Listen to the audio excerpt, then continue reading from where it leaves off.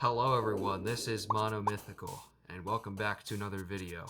I apologize, it has been a very long time since I have uploaded, but I will cover that in a video coming out very soon. In the meantime, I wanted to talk about the new Ahsoka episode, because my, there's a lot going on here, and I figured might as well hop into the discussion, because I've been watching the rest of the show. So spoilers for everything up to the newest episode. If you haven't watched it and you give even an ounce of care about that, go away. I love you, but go away and come back after you've seen it, okay? Okay, glad we're on the same page. Anyway, so I've been keeping up with the show. It's been alright. It's been better than the Mandalorian Season 3. Leaps and bounds better than Book of Boba Fett, which isn't hard to do. And definitely better than Kenobi. I think there's a couple things that are kind of a little wonky with the story, but overall it's been enjoyable, and this episode definitely felt more in tune with Star Wars. We literally get to go back in time. Again, spoilers, we're in the world between worlds. Ahsoka goes back in time and sees events during the Clone Wars, one of which is a battle we haven't seen before, but one of the earlier battles that she was in with her Jedi General, Master, whatever you want to call him, Anakin Skywalker, who is wearing his Clone Wars armor, which looks absolutely badass, as it does.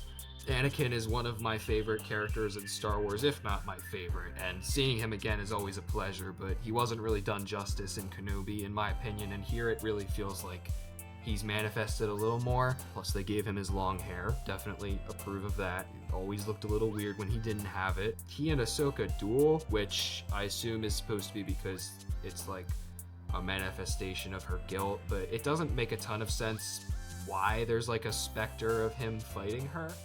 Especially because in the end, he begins to turn to the dark side and physically have a red lightsaber. There's flashes of Vader and everything, and it's kind of this is a little weird. Maybe he'll appear later as a Force ghost, as actual Anakin Skywalker, and it will make more sense. But for now, I'd imagine this is probably more of a metaphorical journey for her.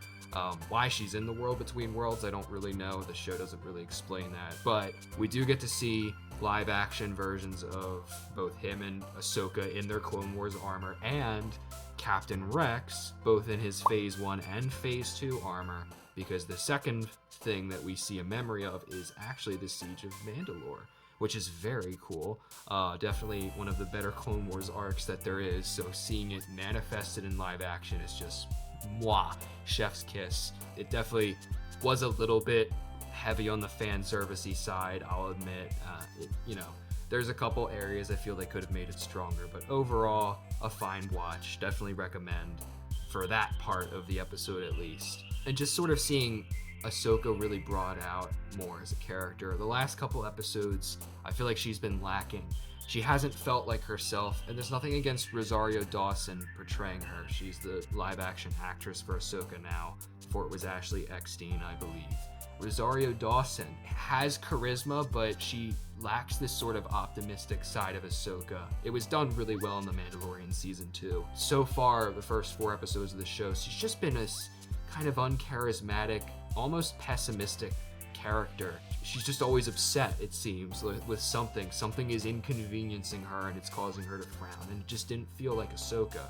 But for whatever reason, after going through this little sub-arc with her master again, where she manages to fight for her life to return to presumably the real world, I guess it's all supposed to be a metaphor for the afterlife. Why it took until now for that change to happen, I think is definitely kind of a bit of a red flag with the show, but whatever. I'm glad that they finally corrected that. Again, Dave Filoni helming the episode.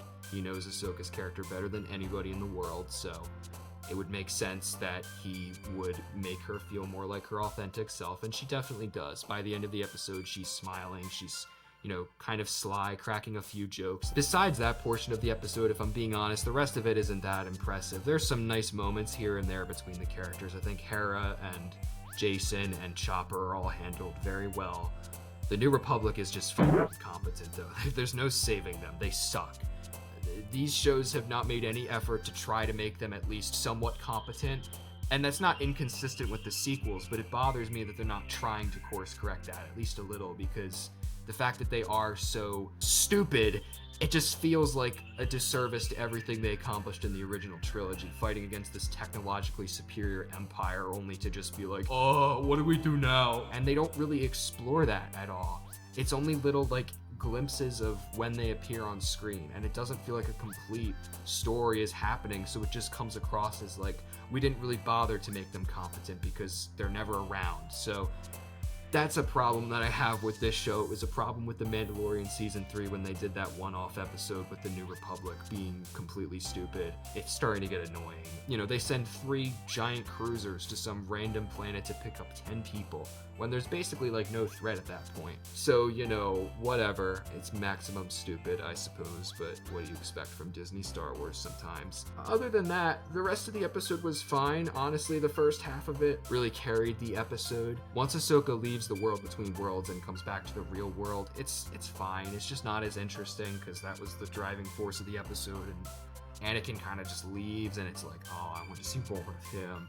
But, you know, I'm sure we will. I hope we will. If we don't, I'm gonna be a little sad, not gonna lie, but it's fine. The episode was fine. Overall, I give it like a 7 out of 10, maybe an 8 for like the Clone Wars stuff, but it's carried the weight of an episode that's kind of mediocre otherwise. But yeah, I do apologize for being away for so long. I know I promised videos and said I was gonna make them and get them out, and then I just got slammed by work.